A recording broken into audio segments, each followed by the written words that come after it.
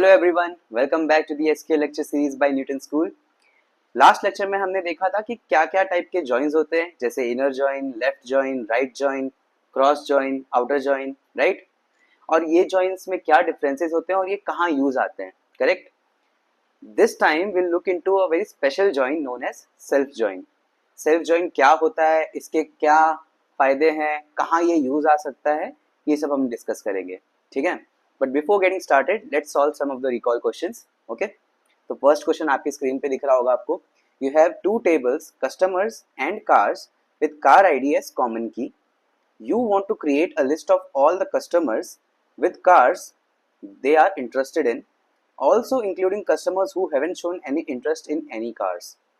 Which SQL query should you use? Customers dash cars on car ID. यहाँ पे मैं ये देख पा रहा हूँ कि कस्टमर्स जो है वो लेफ्ट में है और कार्स जो है वो राइट में है, ठीक है। So what do you think will be the appropriate join which can be used here for solving this question? I hope आप लोगों को इसका आंसर समझ में आ गया होगा, क्योंकि हमें सारे कस्टमर्स की लिस्ट चाहिए regardless whether they have any interest in the cars or not. That means we need all the rows from the customers table. And for getting all the rows from the customers table, given customer is already situated in the left, you need to use left join. I hope this is clear. Second question. The sales team wants to analyze every possible combination of customers and products to identify potential product recommendations. They need a report that lists all possible customer product pairings regardless of whether the customer has purchased the product or not. Which SQL join should you use? Again, अब यहाँ पे question क्या है कि हमें all possible customer product pairings चाहिए regardless whether they have purchased it or not. मतलब customer के भी सारे यूनिक कॉम्बिनेशन और प्रोडक्ट के भी सारे यूनिक कॉम्बिनेशन प्रेजेंट होने चाहिए आपके आउटपुट में। तो वो कब हो सकता है? When you use cross join. क्यों? क्योंकि वो आपको सारी पॉसिबल कॉम्बिनेशंस दे देता है, राइट, चाहे वो एग्जिस्ट करता हो या नहीं करता हो। तो I hope this is also clear to you. Cool. Now comes the self join. So what is self join? So self join is basically a type of join which is used for joining the table with itself. ठीक है। अब joining the table with itself makes no sense, right? ऐसे तो कोई काम ही नहीं आएगा, आप दो टेबल्स को साथ में कंबाइन कर दोगे, दो टेबल में तो वही इंफॉर्मेशन रहने वाली है। तो ये जॉइन हमें कब काम आता है? ये जॉइन बेसिकली हमें सिर्फ तब काम आता है when we have data which is in hierarchical format. Hierarchical format मतलब अगर उस डेटा के अंदर कोई पेरेंट चाइल्ड टाइप रिलेशनशिप हो तो वहां पे आपको सेल्फ जॉइन कुछ ना कुछ टाइप की इंफॉर्मेशन दे सकता है। जैसे एक एग्जांपल मैं बताता हूँ।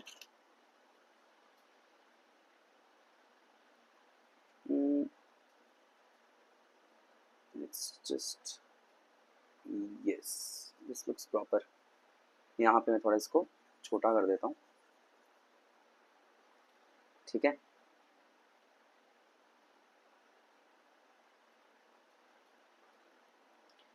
एक एग्जांपल अगर हम देखना चाहें तो हम ये बोल सकते हैं कि जैसे अगर लेट्स सपोज हमारे पास आधार कार्ड का डेटाबेस पड़ा हो, तो अगर मैं आधार नंबर रख लूँ यहाँ पे, ठीक है, 7 2 3 4 टाइप्स, और यहाँ पे मैं रख दूँ उनका नाम, ठीक है, मोहन, रोहन, नितेश, रीता, ठीक है।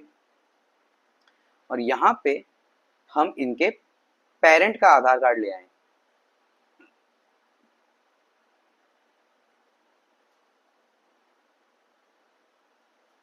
जैसे ये यहाँ पे मैं 2 रख देता हूँ, यहाँ पे मैं 3 रख देता हूँ, यहाँ पे मैं 4 रख देता हूँ, यहाँ पे कोई और होगा, लेट्स सपोज 6, जो हमारे डेटा में अभी मैंने नहीं रखा जैसे। तो यहाँ मुझे क्या पता चल रहा है कि ये जो आधार नंबर है वही एक्चुअली ये है, ये रिप्रेजेंट करता है, ये पेरेंट आधार नंबर एक आधार नंबर ही at the and.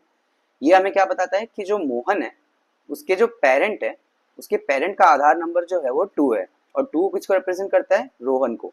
That means Mohan is son of Rohan, correct. तो इसका क्या मतलब हुआ कि हमारे पास एक ही टेबल है, एक टेबल में हमारे पास पेरेंट चाइल्ड रिलेशन है, राइट। यही चीज इसी कॉलम को रिप्रेजेंट कर रही है, but they are having some meaning, right. जैसे यहाँ से हम ये निकाल पा रहे हैं कि मोहन के पापा रोहन है, रोहन के पापा रोहन की मम्मी या पापा मितेश है, मितेश की मम्मी रीता है, राइट। तो ये टाइप की इंफॉर्मेशन हमें सेल्फ जॉइन के थ्रू मिल सकती है। कैसे, हम इसका एक एग्जाम्पल देखते हैं। चलो एक ट्राई करते हैं, एग्जाम्पल यहाँ पे लिखने की कोशिश करते हैं। जैसे सपोज कि मेरे पास एक डेटा है, एम्प्लॉय टेबल है बेसिकली। इस एम्प्लॉय टेबल में let suppose I have employee ID, then I have employee name and I have manager ID. ठीक है, कुछ कुछ नाम दे देते हैं यहाँ पे।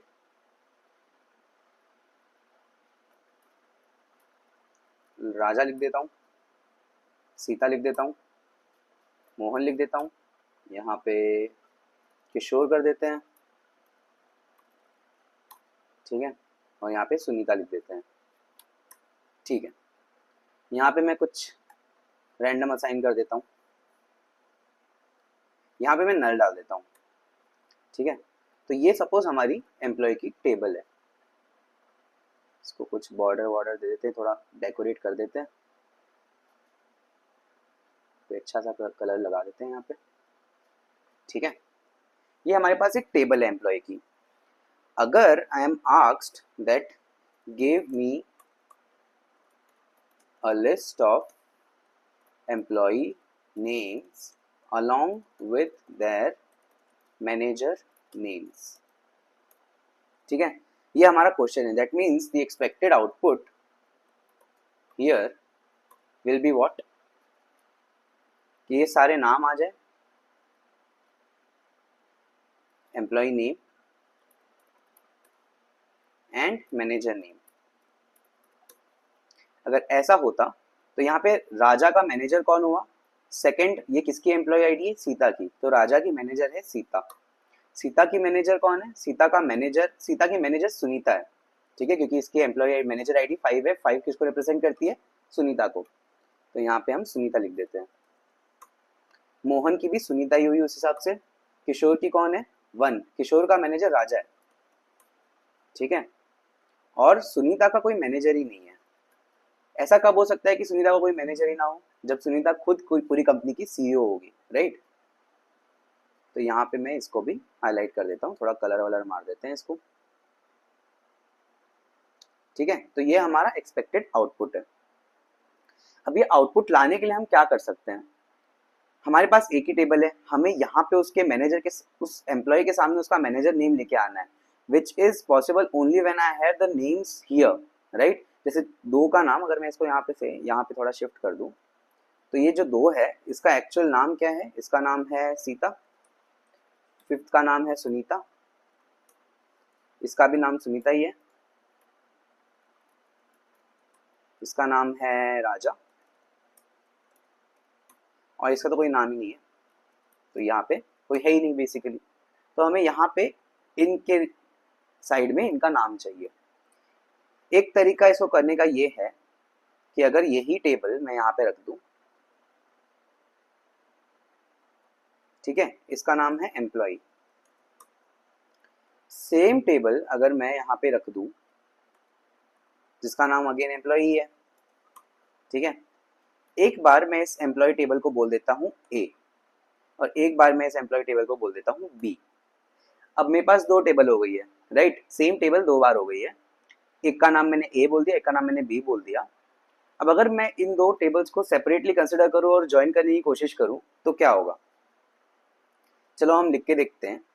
अगर मैं ये लिख दूँ सिलेक्ट स्टार फ्रॉम एम्प्लॉइज, या एम्प्लॉय नाम है इस टेबल का, इसका एलियास दे देते हैं A, join employee B on A dot employee imp id, right, imp id equals to b dot imp id। ठीक है, ये मैंने क्वेरी लिख दी यहाँ पे एक। इसका रिजल्ट क्या होगा, जितना मुझे समझ में आ रहा है, दिस विल बी लाइक, ये जो 1 है, ए टेबल का एम्प्लॉय आईडी 1 है, that will go join with 1, right. Similarly जो एम्प्लॉय आईडी 2 है, that will go join with 2, तो ये इससे जॉइन हो जाएगा। ये इससे ज्वाइन हो जाएगा, ये इससे ज्वाइन हो जाएगा और ये इससे ज्वाइन हो जाएगा, है ना। तो मेरा आउटपुट कैसा दिखेगा, मेरे को कुछ दिस एंड दिस, ठीक है। इस टेबल को हम थोड़ा अलग रंग दे देते हैं फॉर डिस्टिंक्शन, ठीक है, ये हटा देते हैं।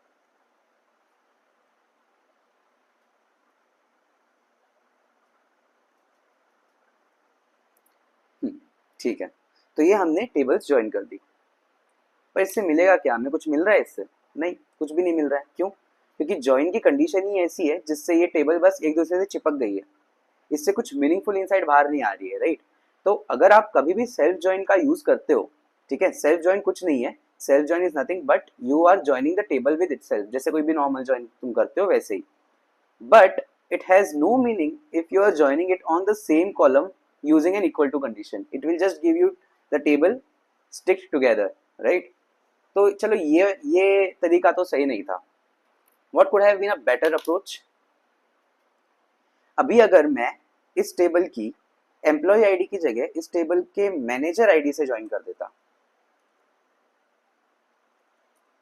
लाइक दिस, ठीक है, तो डिफरेंस होता है, राइट। अब एक बार के लिए मैं इस टेबल को थोड़ा साइड में कर देता हूं। अब लेट्स चेक क्या होता अगर मैं मैनेजर आईडी इस टेबल की मैनेजर आईडी से इस टेबल की एम्प्लॉय आईडी को ज्वाइन कर रहा होता, ठीक है। ये मेरे न्यू ज्वाइनिंग कंडीशंस होते, तो क्या होता बेसिकली, ये जो 2 है, 2 will get join with employee ID number 2, तो ये यहां पे ज्वाइन हो जाता, है ना।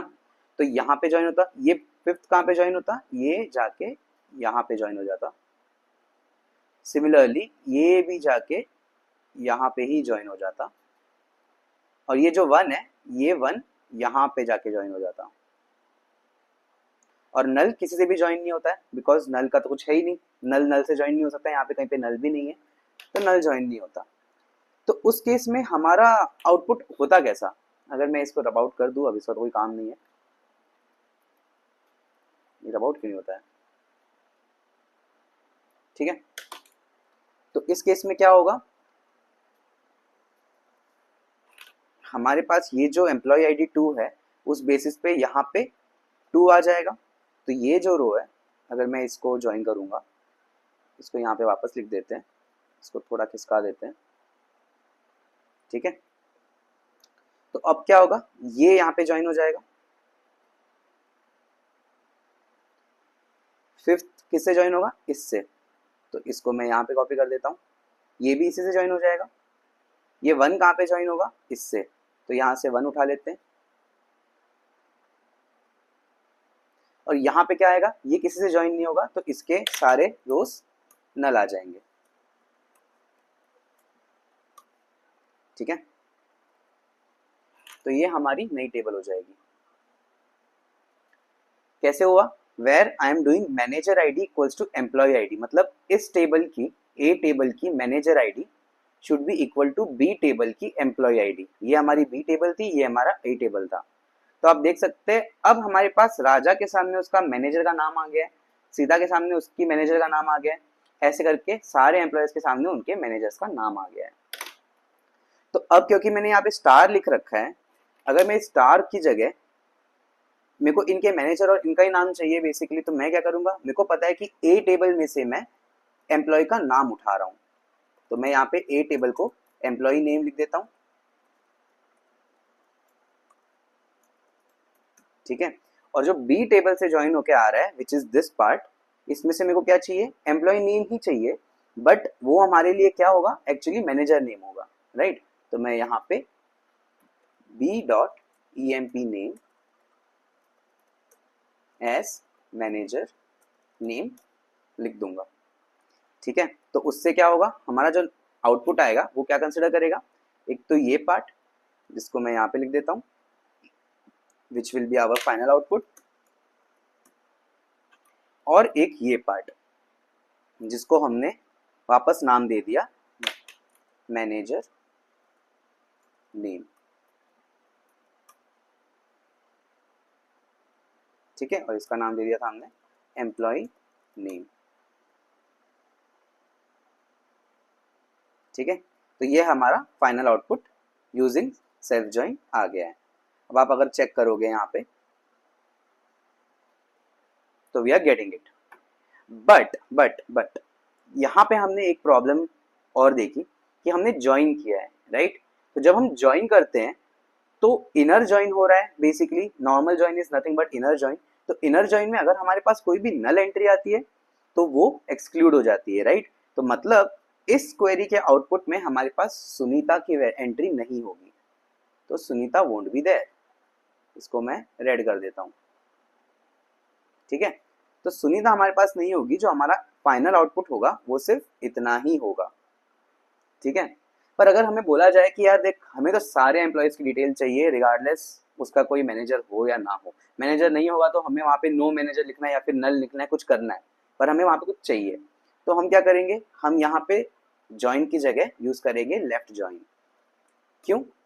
क्योंकि left join will ensure that all the entries from the left table should be there, और इस टेबल में सुनीता ऑलरेडी प्रेजेंट है, तो सुनीता को प्रेजेंट होने के लिए हमें यहाँ पे लेफ्ट ज्वाइन लिखना पड़ेगा, so that we have Sunita in the table and all the entries coming from the second table can be null in that case, right। तो उस केस में हमारे पास ये एंट्री आ जाएगी।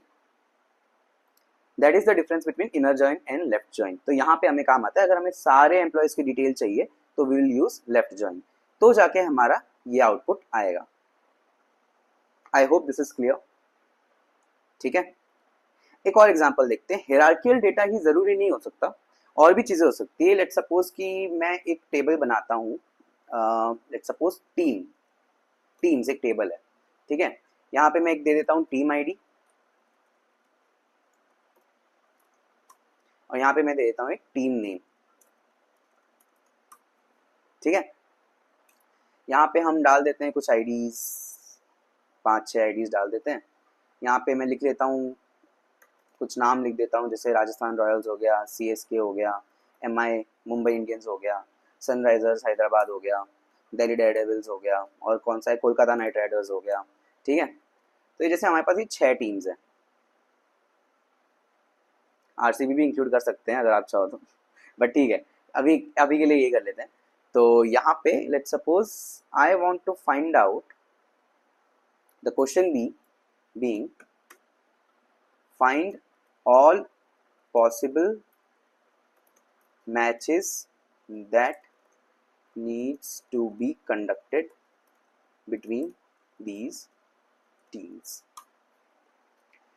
अगर ये हमारा क्वेश्चन है तो हमें क्या करना है, हमें वो सारे पॉसिबल मैचेस निकालने हैं जो टीम के बीच में हो सकते हैं, ठीक है। जैसे एक तरह का मैच ये हो सकता है कि आरआर वर्सेस सीएसके, ठीक है।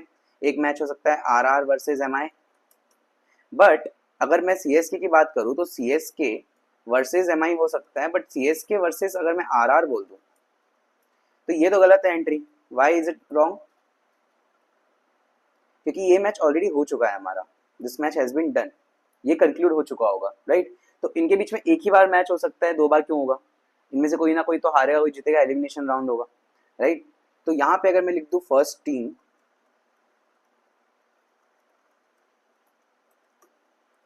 और यहाँ पे मैं लिख दूं सेकेंड टीम,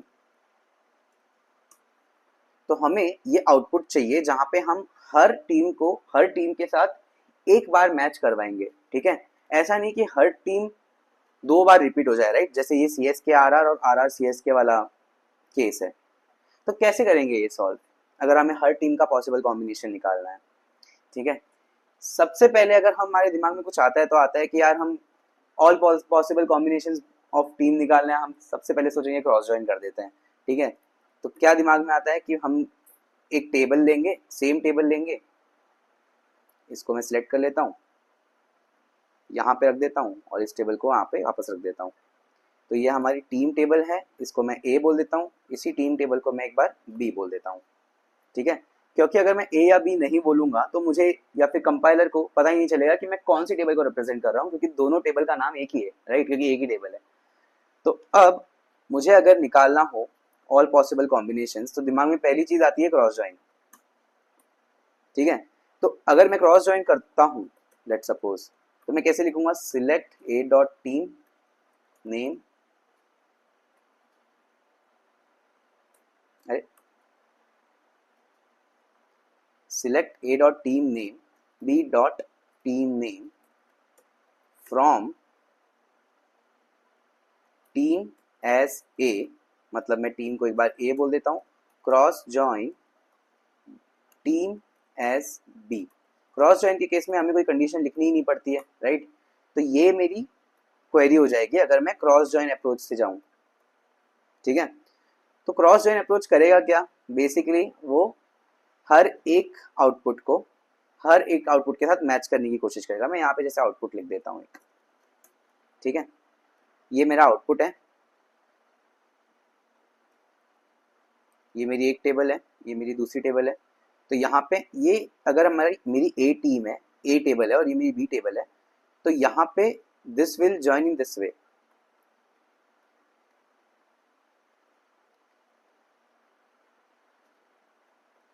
क्या हो रहा है, राजस्थान रॉयल्स और team ID 1 will join with all the team IDs in the second table. मतलब इसमें दो प्रॉब्लम्स है, एक तो मैचेस दो बार होंगे हर एक टीम के बीच में, जो कि गलत है, हमें एलिमिनेशन देखना था। सेकंड कि खुद की टीम खुद से भी मैच करने लगेगी, राइट। तो ये बार बार रिपीट होगा, इसके लिए भी कुछ ऐसा,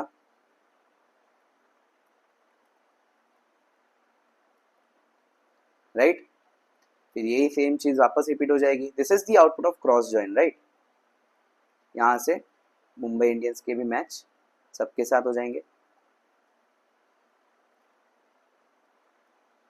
कुछ ऐसा आउटपुट दिखेगा। क्या ये सही है, नहीं है, क्यों, क्योंकि यहाँ पे टीम के बीच में भी मैच हो रहा है जो सेम ही टीम है, और टीम के मैचेस रिपीट भी हो रहे हैं, जैसे आर आर सी एस के देख लो और सी एस के आर आर। तो ये दोनों कंडीशंस हमारे आउटपुट में नहीं होनी चाहिए थी, तो this is a wrong method. What else can we do, equal to कहां से आया है, अरे ठीक है, और एक मेथड ट्राई करते हैं। अब हम सेल्फ ज्वाइन से ट्राई करते हैं इसको।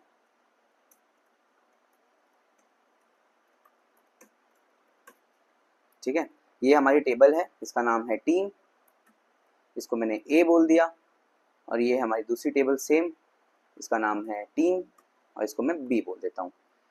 अब मैं अगर सेल्फ ज्वाइन से करना चाहूँ तो मैं क्या करूँगा, क्या मैं टीम आईडीज को टीम आईडी से रिलेट करूँगा, नहीं, क्योंकि वो हमने ऊपर देख लिया था, उसका कोई सेंस नहीं बनता है। तो मैं क्या कंडीशन लगाऊं जिससे हर टीम के साथ एक मैच हो जाए, चलो देखते हैं। Select star from team S A. By the way, अगर आप किसी भी टेबल को एक एलियास प्रोवाइड करते हैं, मतलब एक अल्टरनेट नेम प्रोवाइड करते हैं, जैसे मैंने इस टेबल को ए बोल दिया, तो उस केस में मेरे को एज लिखने की जरूरत नहीं है, एज बाय डिफॉल्ट कंसिडर होता है। तो मैं इसको टीम ए भी लिख सकता हूँ, फिर join team B on A dot team ID. अब मैं क्या कंडीशन लगाऊं जिससे सेम मैचेस या फिर ऐसे weak conditions, equal to team equal to B team ID तो मैं नहीं करूंगा, क्योंकि उससे तो सेम चीज दो बार चिपक जाएगी। तो मैं नॉट इक्वल टू कर देता हूँ। नॉट इक्वल टू कैसे लिखते हैं, exclamation mark equal to B dot team ID. अगर मैं ये करता हूँ तो क्या होगा, one will not join with one, one will definitely join with two. Similarly, 2 will not join with 2, but it will definitely join with 1 and 3. All the possible combination except their own. मतलब इसका जो output होगा, अगर मैं इसका output देखूं तो वो कैसा होगा, ये सारे आउटपुट्स यहाँ पे आ जाएंगे, इसके भी पूरे आउटपुट यहाँ पे आ जाएंगे, ठीक है, but this row will not be there. Similarly यहाँ पे वापस यही सेम चीज रिपीट होगी, but this row will not be there.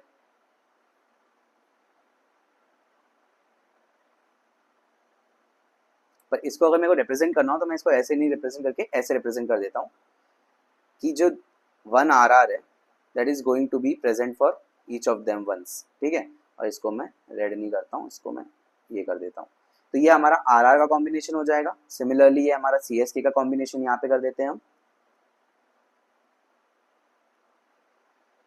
और इसको भी वाइट कर देते हैं।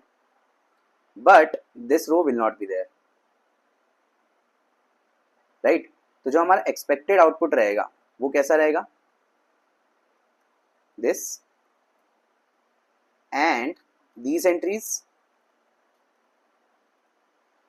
which don't have reds in it, right।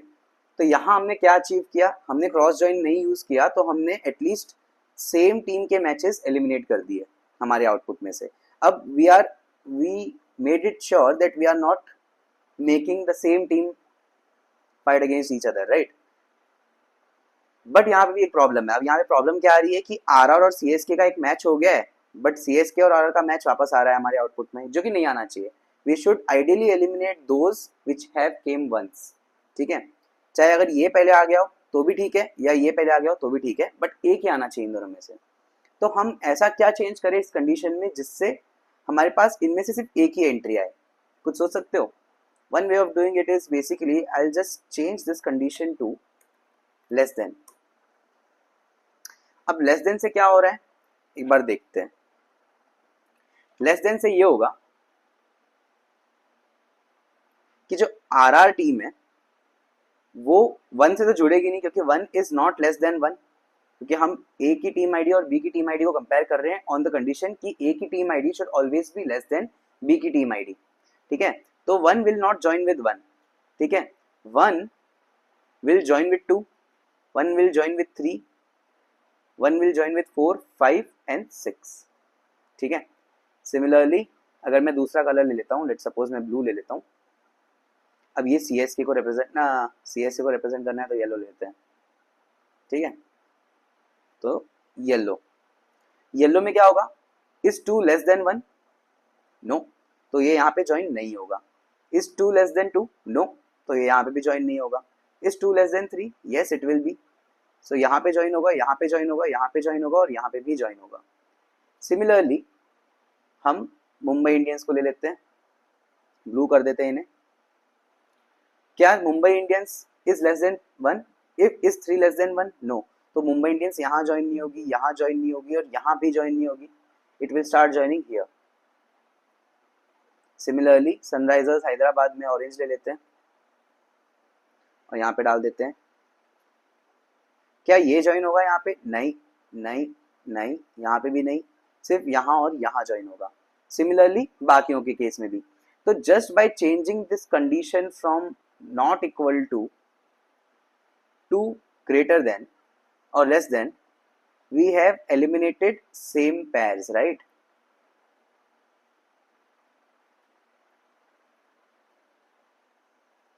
हमने राजस्थान और CSK को भिड़ाया तो हमें वापस CSK और राजस्थान को नहीं भिड़ाना है, राइट। तो अपने आप ये वाली एंट्री हमारी कट जाएगी हमारे आउटपुट में से, और बाकी भी ऐसे जितने भी रिपीटेड एंट्रीज होंगी वो भी कट जाएंगी just by changing this, right.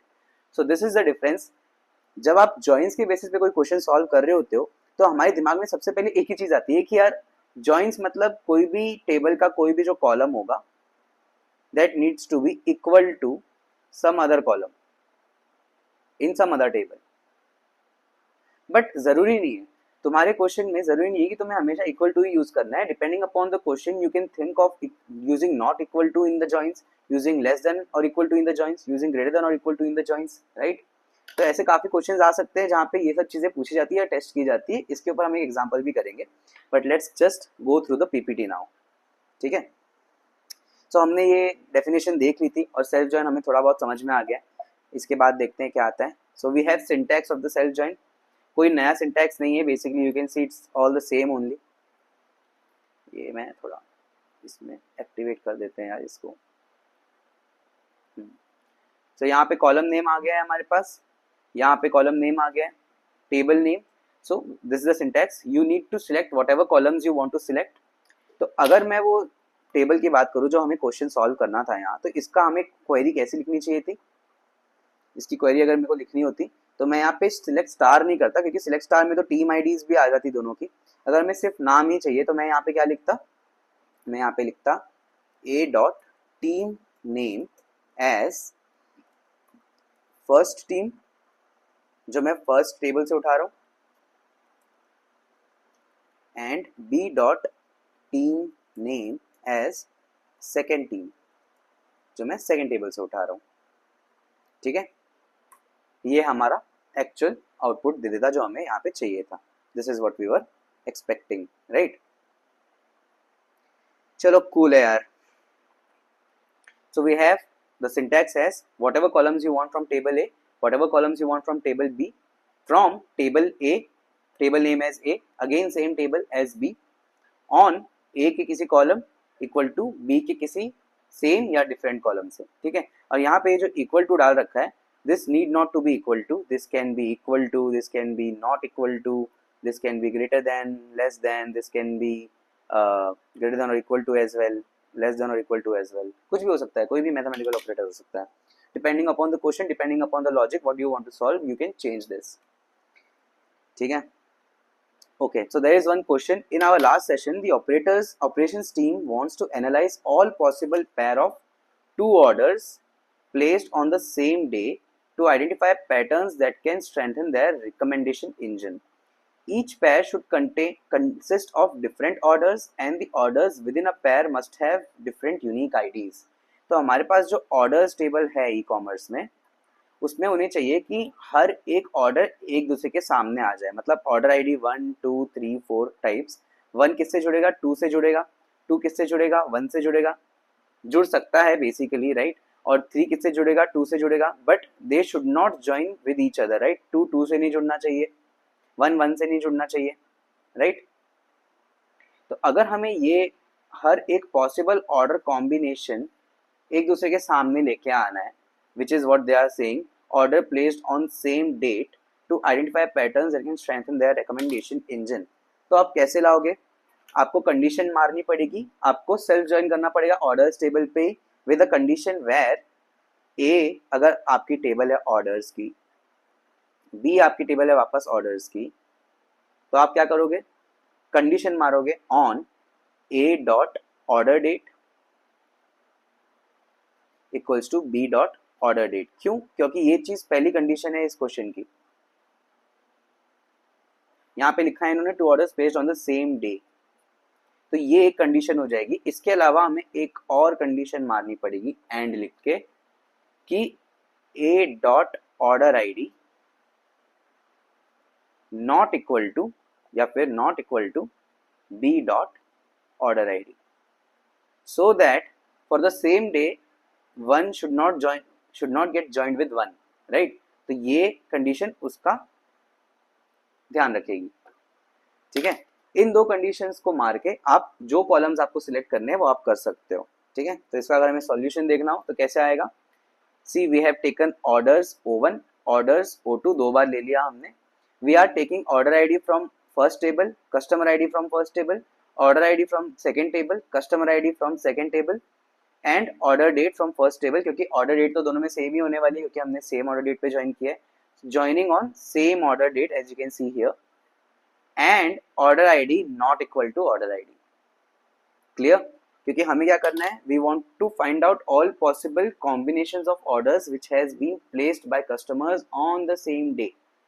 तो सेम डे पे किया है तो order date should be equal to order date, but all possible combinations, that means order ID should not be equal to its own order ID, right? It should be equal to any other order ID, that is not equal to order ID. तो बाकी सबसे जुड़ेगा। तो इसका result कुछ ऐसा दिखेगा, order 1, order customer 1, order 2, customer 2 और ऑर्डर डेट। तो यहाँ पे आप देख सकते हो 5 4 के साथ आ रहा है, 7 4 के साथ आ रहा है, 5 7 के साथ आ रहा है, 4 7 के साथ आ रहा है। तो आप ये देख सकते हो कि यहाँ पे 7 4 और 4 7 रिपीट हो रहे हैं। ठीक है, अगर आपको रिपीटेड ऑर्डर्स नहीं चाहिए तो हमें क्या करना पड़ेगा, जो नॉट इक्वल टू कंडीशन हमने यहाँ पे डाली थी, this one which is actually should be represented as this, because आप टाइप नहीं कर सकते हो वैसा, but this should be than equal smaller than कर दोगे आप इसको, तो आपके ये डुप्लीकेट्स निकल जाएंगे 4 7 7 4 टाइप्स के, क्योंकि एक ही किसी एक से छोटा हो सकता है ना, दूसरा थोड़ी एक दूसरे से छोटा, दोनों एक साथ एक दूसरे से छोटे नहीं हो सकते। ठीक है, दोनों एक साथ एक दूसरे से नॉट इक्वल टू तो हो ही सकते हैं। The operation team needs to identify pair of orders from different customers on the same date. मतलब pair of orders from different customers on the same date. अभी भी हमारे पास वही कंडीशन रहेगी अगर हमें ये सॉल्व करना है, where both orders have total amount greater than 1000। कैसे करेंगे, एक क्वेश्चन ट्राई कर लेते हैं इसमें से, ठीक है। ई कॉमर्स सेलेक्ट कर लेते हैं, यहाँ पे लिख देते हैं सिलेक्ट स्टार फ्रॉम ऑर्डर्स, इसको मैं क्वेरी कर लेता हूँ, ये हमारा क्वेरी का आउटपुट है। पर हमें क्या करना है, हमें ऑल पॉसिबल ऑर्डर कॉम्बिनेशंस निकालने हैं, तो मैं एक बार इसको ए बोल देता हूँ, ज्वाइन करता हूँ वापस इसी से, एक बार ऑर्डर्स को बी बोल देता हूँ। किस पे ज्वाइन करूँगा, on A dot order date equals to B dot order date. ये मैंने क्यों किया, क्योंकि मुझे ये मेक श्योर करना है कि सेम ऑर्डर डेट वाले ही ज्वाइन हो, नहीं तो सारे ऑर्डर डेट पे सब कुछ ज्वाइन हो जाएगा, right. So this is one condition. The next condition should be and a dot order date or a dot order id not equal to b dot order id, ठीक है। अब अगर मैं इसको एग्जीक्यूट कर दूं तो ये हमारा सेल्फ जॉइन का क्वेरी हो गया, ये टेबल एक दूसरे से जुड़ गई है। Now you can see the order ID 1005 and 1003, right. Order ID 1005 1003 तो आ गया, बट 1003 और 1005 भी आ गया, राइट। अगर मेरे को ये निकालना हो, ये कॉम्बिनेशन निकालना हो, तो मैं इसको लेस देन कर देता हूँ और फिर चेक करता हूँ, तो मेरे पास ऐसे कोई कॉम्बिनेशंस नहीं आएंगे जो रिपीट हो रहे हो, ठीक है। तो इस केस में हमारे पास 10 रोज ही आई है, पहले हमारे पास 20 रोज आई थी, ठीक है। अब मैं क्या करूंगा, मैं यहाँ से अपनी इंपॉर्टेंट चीजें लूंगा, जैसे मेरे को चाहिए लेट सपोज ए टेबल से ऑर्डर आईडी चाहिए एक, तो ए टेबल से हम कस्टमर आईडी ले लेते हैं, ठीक है। इसको कुछ नाम दे देते हैं, A table order ID as order of order 1, customer ID को मैं लिख देता हूँ as customer 1। Similarly B dot order ID as order 2, B dot customer ID as customer 2, ठीक है। इसके अलावा उस क्वेश्चन में एक और चीज पूछी गई थी ना, where both orders have total amount greater than 1000। तो यहाँ पे क्या हो रहा है, हमारे पास जितने ऑर्डर्स है जरूरी नहीं है कि उसमें सारे ऑर्डर्स की अमाउंट ग्रेटर देन 1000 हो। जैसे कि ये लास्ट, सेकंड लास्ट और लास्ट रो अगर आप देखो तो 349 है, 500 है यहाँ पे। सिमिलरली यहाँ पे भी आपको 349 दिखेगा और यहाँ पे भी आपको 349 दिखेगा, राइट। तो ये जो ऑर्डर्स हैं ये अपने को नहीं चाहिए, हमें ऐसे कॉम्बिनेशंस नहीं चाहिए जहाँ पे किसी भी एक ऑर्डर का total amount is less than 1000। तो यहाँ पे हम क्या करेंगे, यहाँ पे हम एक कंडीशन डालेंगे, where A dot order total amount is less than 1000, ठीक है, या ग्रेटर देन कर देते हैं, ग्रेटर देन और equal to 1000, and B dot total amount also greater than और इक्वल टू 1000। इक्वल टू पूछा गया था क्या वहां पे, या ग्रेटर देन ही बोला है, ग्रेटर देन ही बोला है, तो हम इक्वल टू नहीं डालेंगे यहाँ पे, यहाँ से ग्रेटर देन ही रखेंगे इसको। और फिर अगर मैं इसको एग्जीक्यूट करूं तो हमारे पास सिर्फ ऑर्डर 1 कस्टमर 1 उन्हीं की डिटेल्स आई है, मैं वो भी यहाँ पे डाल देता हूँ। एक काम करता हूँ, A dot total amount as total amount 1 and B dot total amount as total amount 2, ठीक है। अब देखते हैं, तो यहाँ पे कोई भी ऐसा ऑर्डर कॉम्बिनेशन नहीं है जिसमें हमें total amount is less than 1000, right, क्योंकि हमने वो फिल्टर मार दिया है। So this is how you basically achieve whatever you want to achieve, ठीक है। तो इन्होंने भी क्या किया, ऑर्डर आईडी लिया, कस्टमर लिया, टोटल अमाउंट लिया, ठीक है, ऑर्डर आईडी कस्टमर और टोटल अमाउंट लिया, ऑर्डर्स टेबल को ज्वाइन किया on order date and order ID पे नॉट इक्वल टू कर दिया, then they have applied the condition total amount is greater than 1000 and total amount is greater than 1000 again, हमने भी वही किया था। I hope this is clear now. All possible combinations where both the orders should have greater than 1000 as total amount. तो ये इनका आ गया है। The only difference between their output and our output is that I have not considered duplicates, whereas in their output we have duplicates as well. यहाँ पे 5 4 आ रहा है तो 4 5 भी कहीं ना कहीं आ रहा होगा इनका, जैसे ये रहा, ठीक है। ये भी एक तरीका है, but if you want to get only one entry for each such combination, then you should use less than. तो चलिए अब हम सॉल्व करते हैं एक ब्रेन बस्टर जो हमारे सामने आ गया है, ठीक है। Consider the following table which stores information about customers and their referrals. Each customer can refer multiple new customers and a referred customer may themselves refers to others later on. तो ये हमारे पास एक टेबल है जहाँ पे हमारे पास customer ID है किसी कंपनी की में भी और या फिर कस्टमर नेम है, या फिर लेट सपोज कि you are using Flipkart and you are using it and you have a customer ID and now you are referring someone to use Flipkart so that you can get some benefit out of it, जैसे तुम्हें कुछ coupon वूपन मिल जाएगा, उसको भी मिल जाएगा। तो ये उसी की टेबल है, हमारे पास कस्टमर आईडीज है, उनके कस्टमर नेम्स है और उस कस्टमर ने किसको रेफर किया है वो भी है, या रेफर्ड बाय किस कस्टमर है वो है। जैसे कि अक्षय है, वो फ्लिपकार्ट पे आया था, उसको किसी ने रेफर नहीं किया। सिमिलरली भव्या है, वो भी आई थी फ्लिपकार्ट पे पर उसको किसने रेफर किया, अक्षय ने, क्योंकि अक्षय कौन है 101। चिराग, उसको किसने रेफर किया, उसको भी अक्षय ने रेफर किया है। दिव्या को भी नहीं, दिव्या को भव्या ने रेफर किया। ईशान को किसने किया, 103। 103 कौन है, चिराग। फिजा को किसने किया, किसी ने नहीं किया। मतलब अक्षय और फिजा जो लोग हैं वो ऑर्गेनिकली फ्लिपकार्ट में आए होंगे, मतलब किसी के रेफरेंस के थ्रू नहीं आए, वो खुद ही आ गए, उनको किसी ने बोला नहीं कि तुम फ्लिपकार्ट पे आ जाओ। बाकी लोगों ने किसी ना किसी को बोला ही है, इसलिए बाकी लोग किसी ना किसी के थ्रू आए हैं फ्लिपकार्ट में फॉर शॉपिंग। तो अब व्हाट इज द क्वेश्चन भाई, write a self join query to accomplish the following, ठीक है। List each customer along with the name of the other person who referred them, clearly label customers who joined referral as no referral, ठीक है। तो आप देख सकते हैं पिछले आउटपुट में भव्या को किसने रेफर किया था, अक्षय ने रेफर किया था। तो हमारे आउटपुट में आ रहा है भव्या, कस्टमर निकालना है हमें और रेफर्ड बाय निकालना है। भव्या को अक्षय ने रेफर किया था, अक्षय ने चिराग को भी रेफर किया, भव्या ने दिव्या को रेफर किया, मतलब ये आई और इसने किसी और को भी लेके आ गई है। सिमिलरली चिराग ने ईशान को रेफर किया, फिजा को किसी ने रेफर नहीं किया था इसलिए वो नो रेफरल है, और अक्षय को भी किसी ने रेफर नहीं किया तो वो नो रेफरल है। तो हमें ये आउटपुट लेके आना है। कूल। इसके अलावा क्या है, provide insights to which customers has referred the highest and lowest number of new customers, ठीक है यार। चलो हमारे पास इसका आई थिंक कहीं ना कहीं पड़ा है, हाँ ये रहा।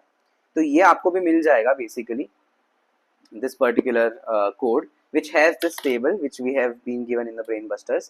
अगर मैं select star from customer referrals कर दूं, इसको self join को select करके, तो आपको कुछ नहीं करना है, ये लोड करना है तो आपके पास ये डेटा आ जाएगा। क्या है यहाँ पे, एक क्रिएट डेटाबेस हो रहा है सेल्फ जॉइन का, it is using that database, is creating that particular table and inserting it some rows into it which are given in that brain buster वाला क्वेश्चन। तो ये आप जैसे एग्जीक्यूट करेंगे you will be able to see this output where we have customer ID, customer name and referred by customer.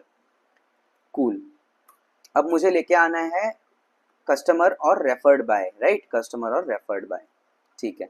कैसे लेके आऊंगा, I'm gonna join the same table again.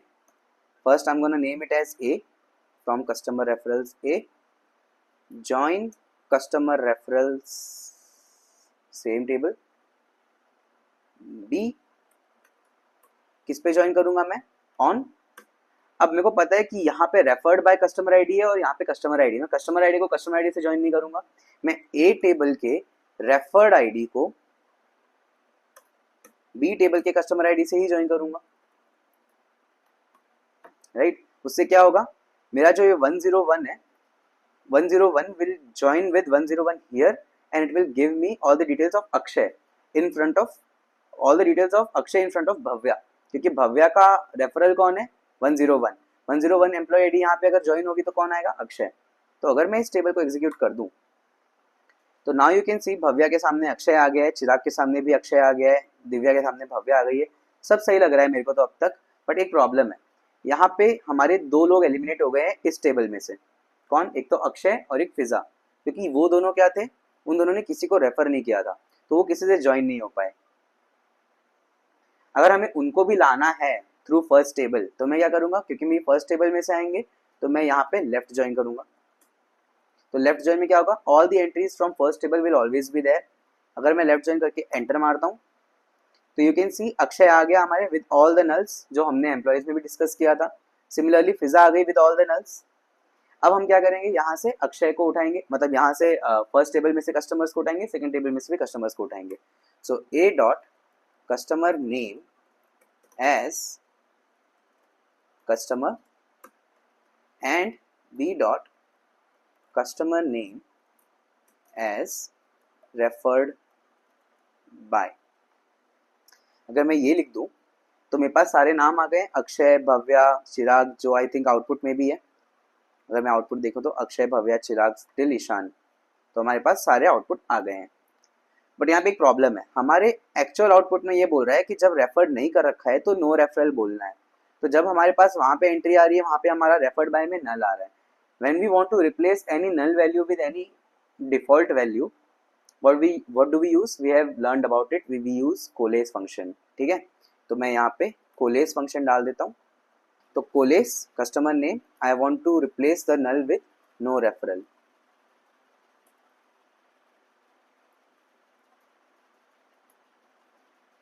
ठीक है, यही बोला गया था वहां पे. इसको मैं बंद करके बोल देता हूँ एज रेफर्ड बाय, और मैं इसको एग्जीक्यूट कर देता हूँ. Now you can see Akshay no referral आ गया है, भव्या अक्षय आ गया है, everything is coming. So that's it.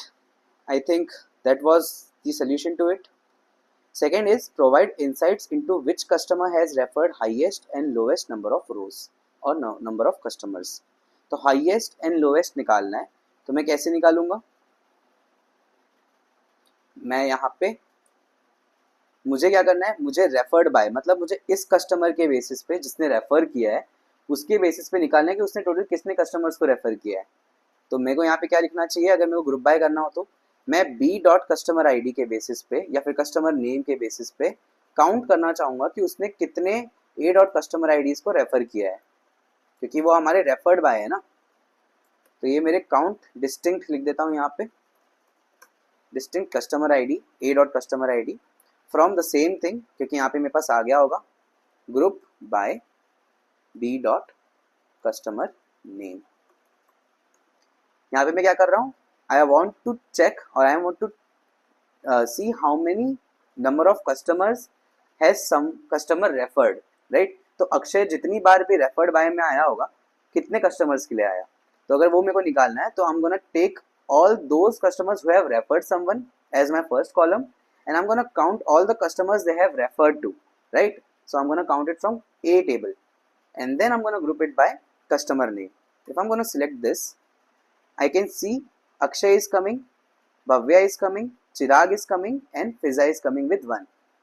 ठीक है, नल क्यों आया? नल इसलिए आया क्योंकि हमने हमारे उसमें नल भी था बेसिकली रेफर्ड बाय में. अगर मैं नो रेफरल्स हटा के वहाँ से ज्वाइन कर दूँ तो मेरे वो वाले कॉलम्स हट जाएंगे जहाँ पे नल था. And if I run it again, so I am gonna get Akshay ने 2 को रेफर किया, भव्या ने 2 को रेफर किया, चिराग ने 2 को रेफर किया और फिजा ने 1 को रेफर किया, right? So this will be basically the answer to this is provide insights into which customer has referred highest and lowest number of new customers. Then Akshay, Bhavya and Chirag have referred highest number of customers while Fiza has referred lowest number of customers. I hope this is clear. Okay, there is this cartoon here which where Akshat, Bhavya, अच्छा इसका नाम अक्षय नहीं है क्या? अरे अक्षय है, अक्षत नाम है, कोई बात नहीं. Akshat, Bhavya and Chirag are celebrating for being highest and Fiza is for some reason not feeling so good on Gautam. Why Gautam though? Fiza ने लगता है गौतम को रेफर किया था. Where is Gautam here? Gautam here. Okay, 106. हाँ, फिजा ने गौतम को refer किया था, तो गौतम पे क्यों मैड हो रही है? बट एनीवेज, तो हमने भी सेल्फ ज्वाइन पूरा कवर कर लिया है. एक क्वेश्चन हम प्लेटफॉर्म पे भी करके देखते हैं. क्वेश्चन आपकी स्क्रीन पे है. So this question is about masters and workers. You want to generate a report that lists the name of all the apprentices and their corresponding masters. In this report, you'd like to rename the columns for clarity. The apprentice name column will contain the names of the apprentice and the master name column will contain the name of the respective masters. This report will only include apprentices who have a master. Okay. Master ID is referencing the ID of another apprentice who is immediate master of current apprentice. So you can see यहाँ एक table है artisan, उसमें हमारे पास ID है, name है, specialisation है, master ID है, और मास्टर ID है वो अप्रेंटिस ID को ही रिप्रेजेंट करता है, which means this table has a hierarchical relationship. और अगर hierarchical relationship दिख रहा है हमें तो हम क्या यूज करेंगे? Self join. तो this question is all about self join. So output needs the column to be returned is our apprentice name and master name. ठीक है, so input table हमारे पास एक ही है artisans की, which has ID, name, specialization, master ID is there, experience is there, and project ID is there. So this master ID is nothing but ID only. So John Kowalski का master जो है वो है एमा Johnson की master एमा Johnson है, एमा जॉनसन की मास्टर का मास्टर डैनियल हैरिस है, लाइक दैट, राइट. तो हम कैसे निकालेंगे, सिलेक्ट मास्टर या फिर मैं पहले स्टार फ्रॉम अप्रेंटिस कर लेता हूँ, या इसमें टेबल का नाम है आर्टिसंस, राइट. पहले मैं ये देख लेता हूँ कि टेबल कैसी है. जैसी यहाँ दिख रही थी वैसी ही है, कुछ नया नहीं है. ठीक है, बस नाम चेंज हो गए थोड़े बहुत, वो भी नहीं चेंज हुए हैं. Okay cool. सो पहले तो मैं इनको ज्वाइन करूंगा. मैं आर्टिसंस को एक बार अप्रेंटिस बोल देता हूँ क्योंकि मेरे को अप्रेंटिस नेम लाना है और मास्टर नेम लाना है. तो मैं इसको यहाँ पे लिख देता हूँ अप्रेंटिस नेम मास्टर नेम, ऐसा कमेंट आउट कर देता हूँ. तो एक टेबल का नाम मैं अप्रेंटिस लिख देता हूँ. इसको हमें ज्वाइन करना है विद द सेम टेबल क्योंकि मेरे को तो दोनों में से नेम निकालने हैं, which we have studied in self join just now. एक का नाम मैं लिख देता हूँ मास्टर. अगर मैं इनको ज्वाइन कर रहा हूँ तो मैं किन पे ज्वाइन करूंगा, आईडी पे तो ज्वाइन नहीं करूंगा. मेरे को अप्रेंटिस के मास्टर को मास्टर के आईडी से ज्वाइन करना पड़ेगा. अब मैं अप्रेंटिस में से क्या निकालूंगा, अप्रेंटिस में से मैं निकालूंगा name which will be referred as apprentice name, and master में से भी मैं निकालूंगा name which I will refer as master name, right. If I'll do this, what will I get? I'm getting an error. Why am I getting this error? Check your SQL syntax. Something is wrong with my syntax. So I am saying a dot master ID. A का तो कोई a मैंने कभी लिखा ही नहीं था. So I have to replace it with my table apprentice. The name of the table is apprentice. Let me run that again. Still shows an error, says apprentice master ID and this. Okay, so is there a problem with master ID? No. Is there a problem with apprentice? No. So why am I getting this error? I have selected name, then I have selected master का भी name from artisans table which is referenced as apprentice. Join artisans as master. I have not written on, right? So when I'm writing on, if I'm running it now, I am seeing it, right? So apprentice name and master name is coming. Cool. Any kind of order they are looking for? They are not looking for any order, right? Cool. Good thing about this is I don't have to write left join or right join or anything. Why? Because join will automatically remove those artisans who don't have any master. That means the one who is the master of everyone, right? Like the CEO. So we are automatically removing that. So let's try and submit this. Got it right? Cool. I hope this is clear, right? Cool. So now we have understood how self join works और ये कहाँ काम आता है, इसमें क्या nuances रहते हैं. तो next lecture में हम cities cover करेंगे, sub queries cover करेंगे, which are pretty new concepts as well. So I hope you guys are looking at all these lectures and please let me know how you are feeling about these lectures, okay, in the comment section. Thank you. Bye bye.